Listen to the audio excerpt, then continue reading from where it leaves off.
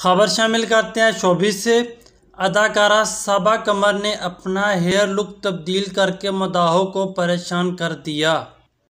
Pakistan showbiz industry की मरूफ अदाकारा सबा कमर की तस्वीर सोशल मीडिया पर वायरल हो गई है।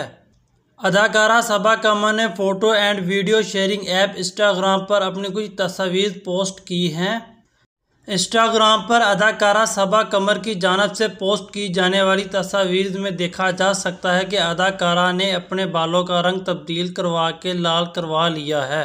इसके अलावा अदाकारा ने लिबास के रंग का इंतखाब भी सुर्ख रंग का किया हुआ है।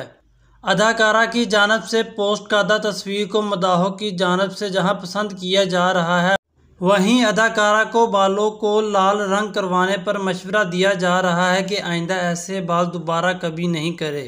अदाकारा सबा कमर सोशल मीडिया पर काफ़ी मुतहर्रिक नज़र आती है और अक्सर ही अपनी फैमिली, दोस्तों और अपने नए प्रोजेक्ट से मुतल्लिक इंस्टाग्राम पर फ़ोटो एंड वीडियो शेयर करती रहती हैं।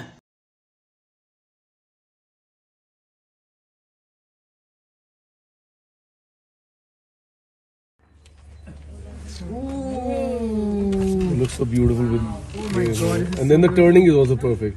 Wait, good job. Nice. I